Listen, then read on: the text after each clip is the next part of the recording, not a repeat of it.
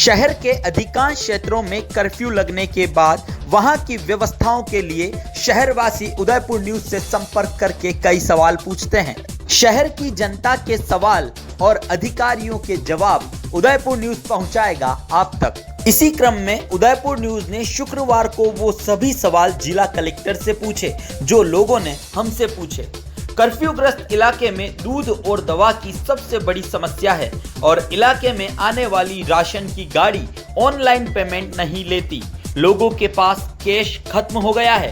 Ration और सब्जी की व्यवस्था कैसे होगी? जो कर्फ्यू ग्रस्त जितना भी एरिया है वहाँ पर सबसे ज्यादा दिक्कत लोगों को दूध की और दवा की आ रही है। लोग हमको रेगुलर फोन करते हैं और सब्जी की गाड़ी जो वहाँ राशन की गाड़ी जा रही है वो ऑनलाइन पैसा लेते नहीं है, उन्होंने ऑनलाइन नहीं ले रहे हैं। लोगों के पास कैश खत्म हो चुका है, वो एटीएम तक नहीं जा पा रहे क्योंकि वो कर्फ्यू ग्रस्त क्षेत्र में है। अब उन लोगों को सब्जी और राशन कैसे मिलेगा और दूध की समस्या कैसे दूर होगी? सप्लाई की बात के लिए जो व्यवस्था करी मैं बता दूं, आपके साथ साथ मुझे भी डेली ट्विटर पे भी मेरे व्हाट्सएप पे भी फ़ोन और मैसेजेस आते हैं। 2 सिस्टम बना रखे हैं। मोर देन 100 से ज़्यादा गाड़ियाँ सिटी में चला रखी हैं जो दूध और सब्जी के डोर्स जाती हैं और किराने वाली जो गाड़ी है वो एवरी ऑल्टरनेट डे जाता है। अब क्योंकि ये गलियाँ सकड़ी हैं, ये जितने भी आप गाड़ी करो वो अंदर हर गली में नहीं जा सकती हैं और इस वजह से थोड़ी सी लोगों में कन्फ्यूजन है। मैं क्लियर कर देती हूँ।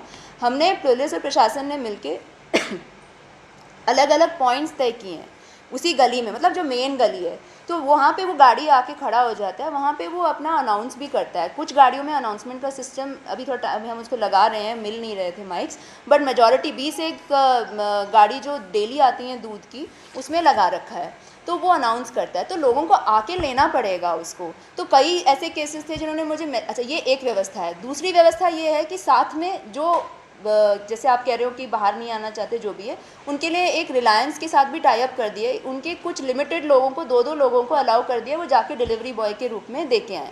अब उसमें शुरुआत में थोड़े से नंबर के इशू थे, उसके पास 2 या 4 ही नंबर थे, उसको बढ़ा के उसने 11-12 नंबर कर लिए हैं। तो ये दोनों व्यवस्थाएँ। तो शुरू में जो कॉल्स आ रही थी ज़्यादातर जो मेरे को आप लोगों के माध्यम से भी आ रही थी वो ऐसी थी जो रिलायंस को फ़ोन करता था और उसको वो नंबर नहीं मिलता था। बट इसलिए ये 2 स्तरीय व्यवस्था है। रिलायंस वाले से नहीं भी मिले तो ये वाली हमारी डेली की गाड़ियाँ जा ही रही हैं और उसके अलावा भी जहाँ पे जिसको प्रॉब्लम आ रही है उसको हम मेरे को आप बता दीजिए, हम एज ए इंडिविजुअल केस में आएंगी तो वो आप हमें बताते रही जाइए, हम उसको सॉर्ट आउट कर देंगे। दवाई की भी समस्या आई थी, उसमें अभी हमने ये डिसाइड किया कि हम कुछ दवाइयों की शॉप्स को अलाउ खुलवा भी दिया है अभी।